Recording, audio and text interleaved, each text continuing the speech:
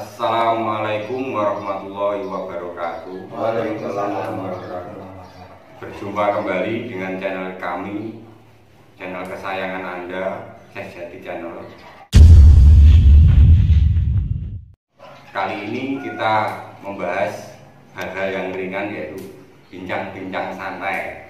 Mungkin sedikit yang dipertanyakan dari rekan-rekan kita atau sahabat kita tentang kehidupan nyata, permasalahan banyak orang. Jadi kita membahas tentang masalah kebimbangan yang banyak orang alami.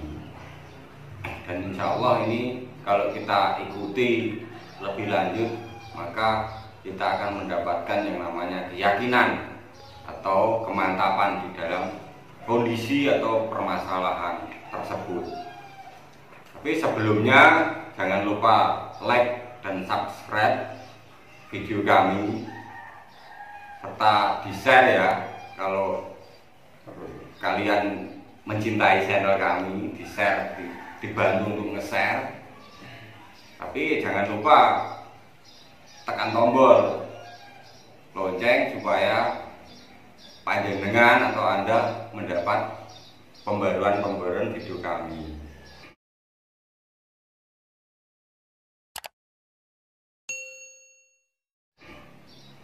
Mari kita langsung simak saja bincang-bincang santai kita. Ini tidak forum resmi, bukan suatu ajaran pula, melainkan ini bincang-bincang yang berkaitan dengan kenyataan sehari-hari di dunia nyata. Monggo langsung kita bahas.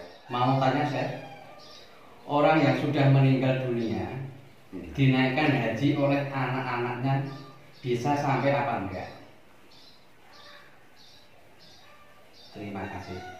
Orang yang naik haji, orang yang sudah meninggal, apakah bisa dinaikkan haji? Iya. Sebetulnya kalau kita bahas itu tidak bisa, tetapi ada solusi lain, yaitu apa? Niatnya bukan menaikkan haji orang tersebut, melainkan satu, sebagai orang yang kewajiban kepada orang tua.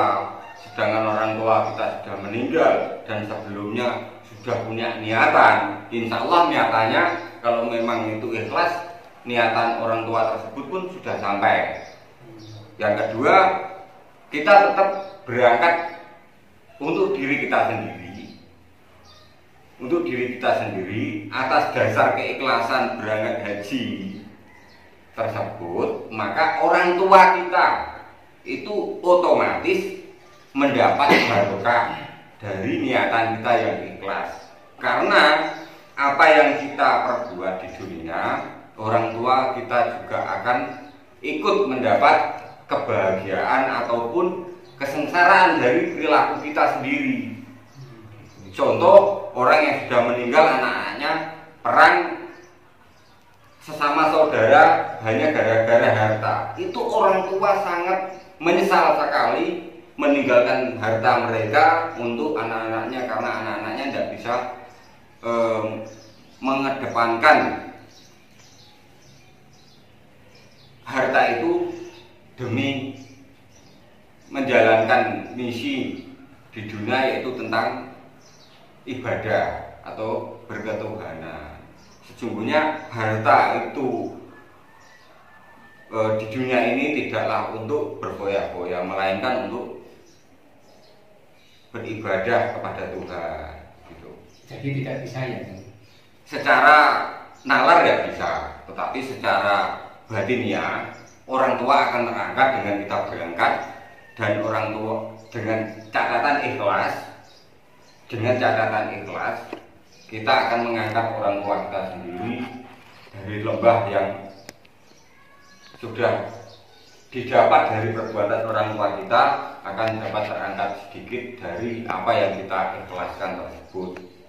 Tetapi yang pasti kan tujuan orang ibadah haji itu apa sih kan itu. Nah itu kita harus pahami. Ada sangkut pautnya dengan kayak ya istilahnya seperti itulah. Kalau misalnya mengorbankan pas di hari raya korban gitu, kadang kan ada yang orang tuanya udah nggak ada. Ya. untuk anaknya mengorbankan orang tuanya, kan ada sangkut pautnya seperti itu gimana? Sebetulnya kan sudah jelas, perintah Allah itu sangat jelas. Yang disuruh untuk ibadah ataupun berkorban, berhaji, itu kan hanya orang yang mampu, atau hanya orang yang sudah punya rezeki lebih, kan gitu.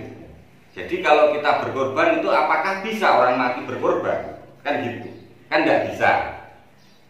Jadi kembali lagi di sini adalah kita dengan ikhlasnya beribadah kepada Allah hanya karena Allah, maka orang tua kita terangkat.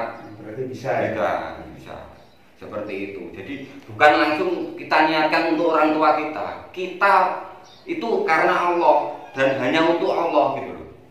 Kita beribadah haji, berkorban itu hanya untuk Allah dan karena Allah. Seperti yang ada di sholat kita.